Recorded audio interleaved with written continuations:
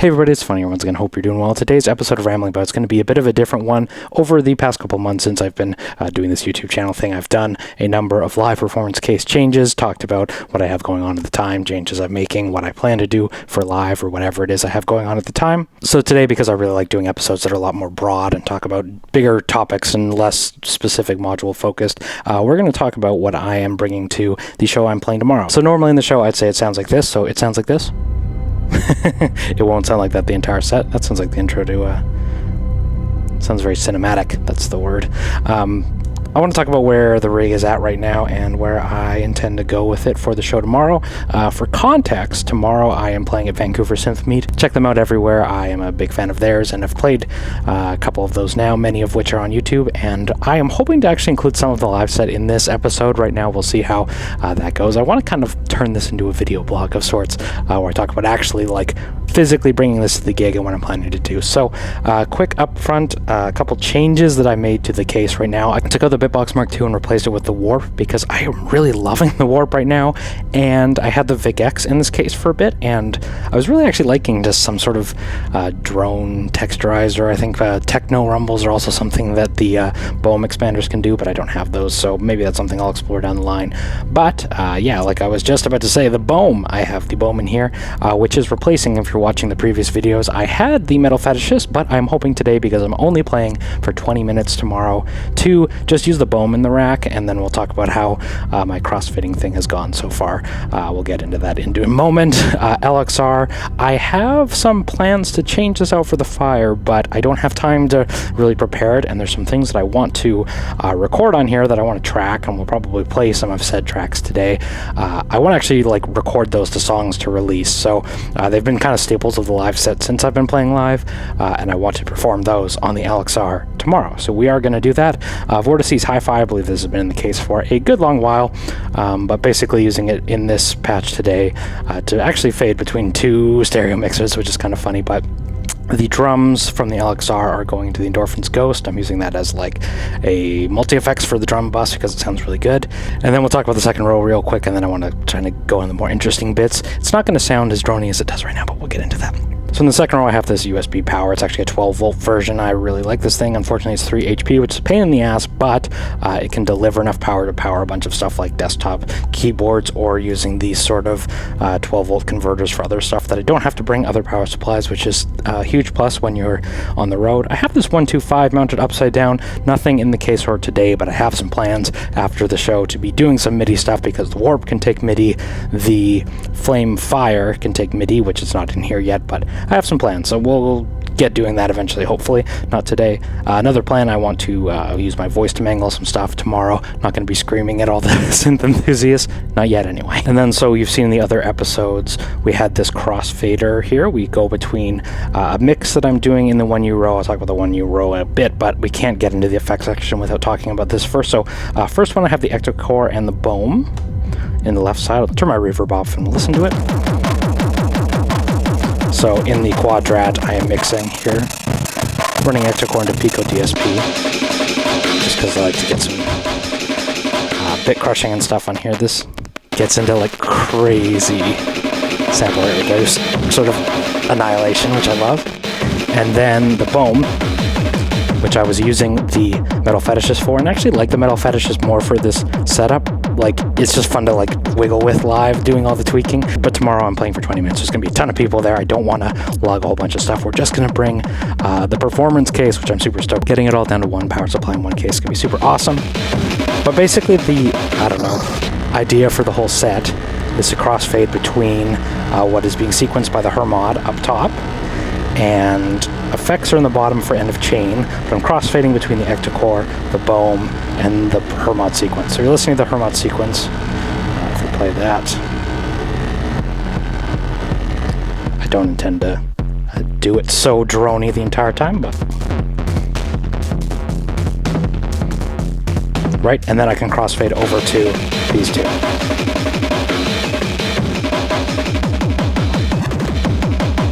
So that gives me an opportunity not only to spice it up significantly during the set, but I also can switch over my projects, my presets on the LXR while we're listening to the other side without having to, have a big dead air or something. The way I like to do that in the set, though, is to do a filter or reverb, and we'll talk about both these in a moment, but crossfading over to those. You can just kind of have these big swelly transitions and then slowly bring it back in.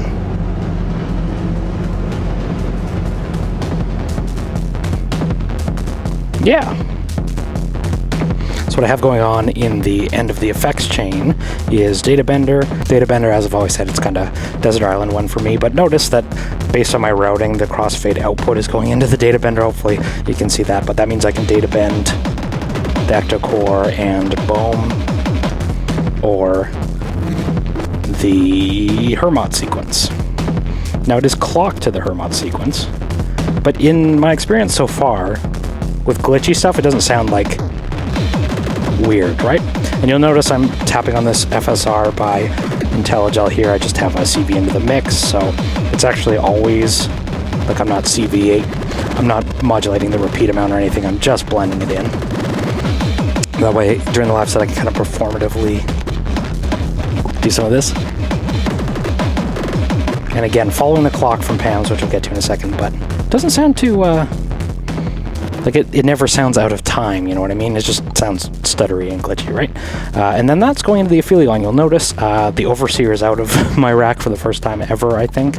Not necessarily because the Aphelion sounds better, but it can do these DJ-style filter things that I love to do.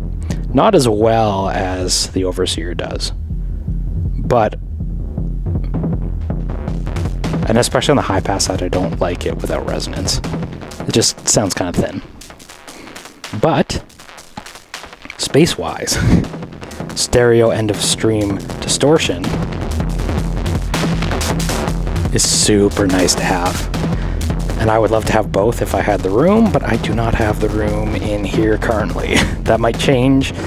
I would also kind of like some more reverb controls, but for tomorrow, this is perfect. And then Performer, I love the frickin' Performer. I don't know why I see these coming up used constantly. This is like another Desert Island one for me, because you can do this.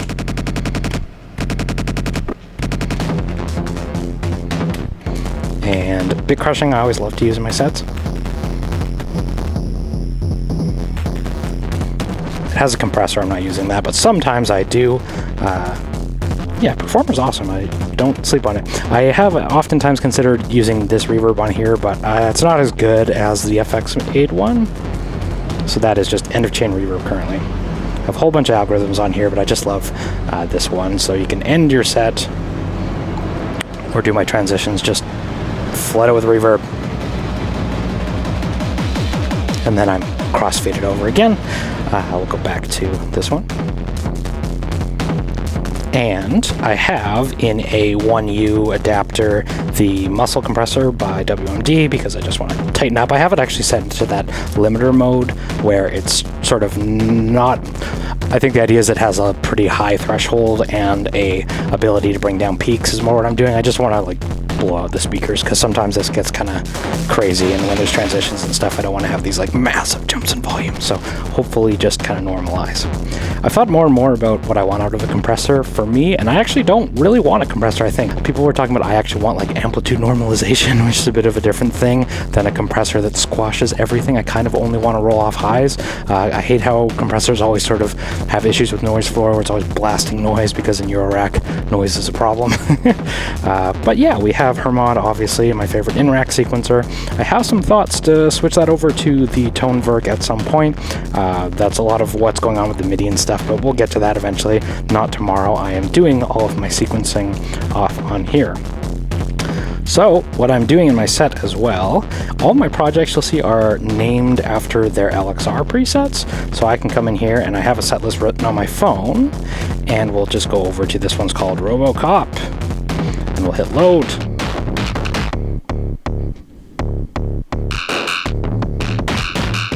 This is another one that I want to track because it's been a staple of my live set for a while. And we'll bring in the warp.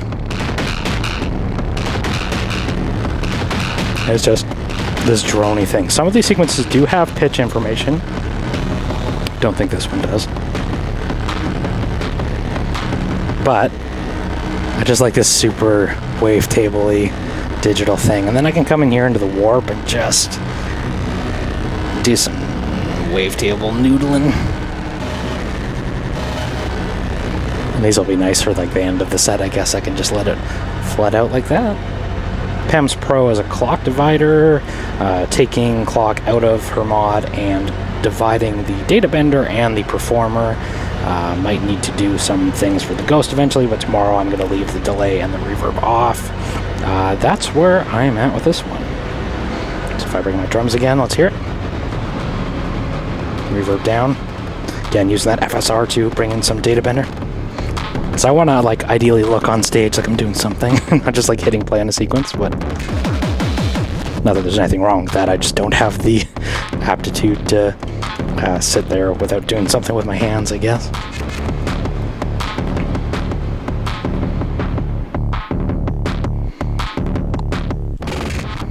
Yeah.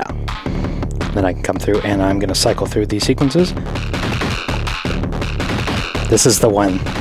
I've said this in a few videos, but whenever I am watching videos, that's the one that's always like people bring the phones out and film stuff. Whenever I get videos of stuff after I've gigged, it's always like this part. I think it just has this like jungle vibe. Jungle the genre, not the biome, I guess.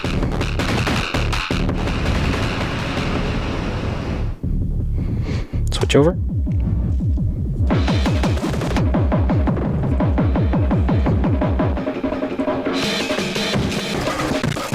Go through some ectocore cycles. Again, ectocore is the master clock that's just going out into the BOEM, so not sending actual triggers, I'm just outputting the clock and it can follow it, so, and it works. You get a clock divider on the output there. Would be fun to do some Hermod stuff with that eventually if they patch it, but we'll see what happens. So yeah, that's 20 minutes. So yeah, you're listening to me right now on the Zoom L6, which is my interface going to the iPad that is filming this. I'll probably bring that tomorrow so I can also bring this iPad and film it, but everything ideally should fit into the box. So on that note, let's head to the gig.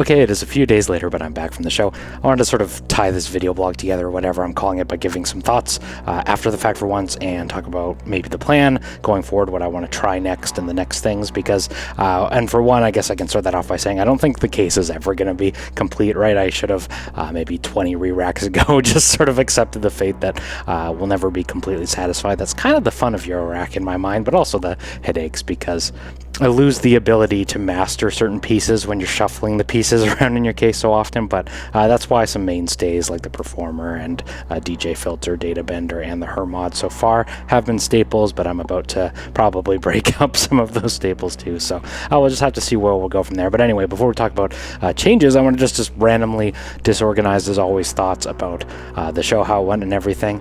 It was an awesome day as always. There's a ton of variety of performers. When I see 4 hours of modular, I have a little bit of like, uh-oh, do I have the attention span for that much ambient? But the show is full of variety, full of awesome performers across all genres, Friend of the show, Mariusz, actually just did a vocal performance into modular where he had the microphone and he was doing like, I keep saying throat singing. I don't know if he would describe it the same way, but just like a guttural voice into a wall of reverb that sounded amazing. And wall of reverb, I mean like multiple reverbs, super cool. It wasn't just like rings into clouds for 4 hours, which I was super excited to see. There was lots of techno, there's lots of ambient, there was lots of drone stuff too, but it wasn't just all in the same vein. Super excited. They also had somebody come up from Seattle, which was super awesome. And if you were from the Seattle area, if you're playing Seattle Modular Nights, or you're not aware of that and you are in the area, definitely check them out. I want to check them out. Maybe when things aren't so insane south of the border, I'll be going down to check that out myself. So when it comes to my set, I wanted to share some random thoughts. Every time I've played in person, one thing that's really disorienting is like having actual reverb. It's not even reverb, but just like having actual reverberation of the room sounds super weird, because I never ever play in speakers, right? So to have like this like fairly compressed, fairly, I don't know, tamed in a way, and I don't even know if tamed is the right word or if compression's the right word, but just like it sounds so different in the room through a PA that like I almost want to add, there's a CEQ module by Nano, I believe, and it's like a 4HP thing that I could just like do some master tweaking, because there's some parts in my set, and I realize it's my fault, that like where in my headphones and in the recording it sounds good, it doesn't sound crazy, but in the room on the PA it sounds like super shrill, and I'm almost like, oh, I wish I had the ability to just like EQ a little top end off, right? Or there's also like overall, I used to in my mixes like always run a hair of end of chain reverb, just to like give it a little space. When I'm in the room, I'm almost like, I wish I could turn off the reverb that isn't there, because there's just like a little bit of like fidelity that's kind of lost in it being in like having like actual reverb from the room on it, right? So that was interesting. I definitely, there's parts in it where I was like, the snares are really blasting and stuff, and I'm kind of like, oh, it's like so shrill and harsh, and I wish it wasn't that way. But then even in the recording of it, it sounds good playing back. And it's also kind of funny, in the set I was kind of like, oh god, this is so shrill and so nasty, and like I obviously like make heavy music and I want it to be shrill and nasty, but like I don't know, the frequencies are like unpleasant, right? I obviously want like distortion and grit and all that stuff is unpleasant in a way, but not like painful, right? Like it was a little bit like shrill, and then I listened back to the recording and I'm like, it sounds like good. I was actually like way happier with the recording than I was with it at the time while I was performing, listening to it. But it wasn't as shocking to me this time. It was the first time where I literally was like, okay, why is there reverb on the board or whatever? Because I genuinely, the first time I played, I was like, why? I thought there was reverb on the board, and I'm like, I don't want that, which wasn't what was happening, was the room. But I just say, like, if there's any advice I'd give to someone playing for the first time, when I played for my first time, be prepared for the room to make your stuff sound completely different. And it's not an effect, it's not something else. Anyway, other thing I did, I was there super early for the show, and I was sitting around, I was like, oh damn, I'm like half an hour early, I can offer to help them set up or whatever. And then I was thinking, I'm like, oh yeah, I wonder if they're gonna have a power break. And I'm like, I didn't bring the power supply to my performance case, so suddenly my super early turned into being a little late because I had to run back and grab the power supply to this case. And I mean, I was like, I could have tried to borrow it from somebody, but I didn't want to stress about it, so I just ran out and did it. But another piece of advice, if you're playing live, one thing I used to do when I was playing bass in my first bands like a decade ago is we would like straight up do like, I don't know, almost like take inventory of the jam space and like actually like pretend to rig and set up in the space and make sure we had every single thing, because without fail we always forgot something. And I felt like, I don't know, like I actually am probably rolling with more gear now than I was then, but I think in my head I'm just like, oh, this is so much more compact. It's like, you know, I have everything obviously, right, until I, you know, forget something stupid. So if this is an opportunity for me to prevent you from forgetting something yourself, before you leave, just do a checklist, or at least try and think, I don't know, however you want to do it, do some sort of double check to make sure you have everything so you don't have to run back like I did, like an idiot. Anyway, I will say Aphelion, I really love being able to tweak a dedicated distortion like that. I think I actually am going to need to move the overseer back in, because this DJ filter is really nice for like distortion shaping, but I was missing my overseer a little bit. And the low pass mode in this is actually nice, but the high pass mode being non-resonant, I think it just like, I don't know, I want my overseer back. It's the crux of the story. Great distortion in the Aphelion. I want to actually, or I've had some thoughts maybe to put the ghost at the end of the chain so it can be the distortion and the DJ filter and the reverb. reverb, and then the Aphelion can control the drum bus, so we can use those filters for more like sonic shaping and less having to rely on it for transitions, because it wasn't quite as juicy as the Overseer was, because I love doing those DJ sweeps. Yeah, where I'm planning to go from here, there is going to be an episode on the Flame Fire, which is a similar to the LXR, at least in size and voice count, episode on that coming up soon here. So once I've spent some time with that, I want to squeeze it in here. I want to get the warp expander in here as well, because the Flame Fire is a little bit smaller. If I'm not using the expander, I can fit, hopefully, the warp, its expander, maybe effects A too. That was the other thing that I was thinking. I did lots of parts in the set which I hadn't really planned for as much, where I was just like, I want to use some big heavenly drones from the warp and kind of do some manual wavetable scanning, have some fun with it in that. But I think dedicated effects of a reverb, or maybe a reverb into a delay, or maybe flanger or something, just having an effects aid beside it would be nice to, maybe the drums can be less effecty, less ambient, less spacious, and then the drums can just kind of pummel in their own lane. Where I was at right now, if I want a reverb on the warp, I have to just like crank up the master reverb, which was fine, but it did force me to sort of, take the drums all the way out when I was using the warp. So it kind of ended up being like, there's the Ectocore and the Bohm in one section, there's the warp on one section, and then there was my LXR as like a third section. So I want to kind of try and hopefully pare those things down so the warp and the drums can always run if each of those two voices has their own effects section. Other thing on the sound front too, the LXR, the kicks in it, like I never thought of them as not being too oomphy or not having enough low end or whatever, but being in that room, like when I would go over the Ectocore and that Bohm is just like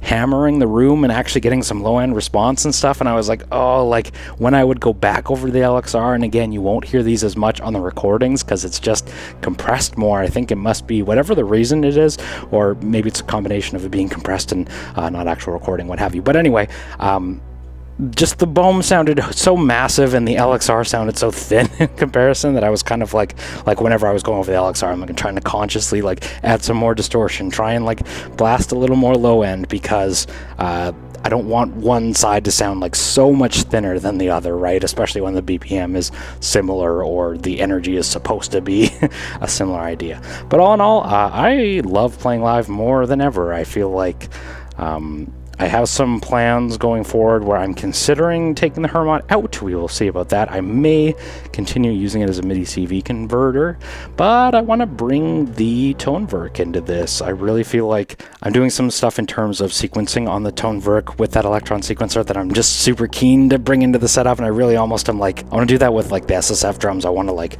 bring that sequencing power into modules rather than samples, so I'm like, okay, maybe there's a way, and maybe that will mean ending up like using the Hermod as a MIDI to CV converter. I don't know. Anyway, let's end this episode by posting for the millionth and one time where I'm planning to take my case now, and then in 3 months when I've switched it 6 or 7 times since then, we can all laugh at how optimistic I was at that moment and how different it ended up being.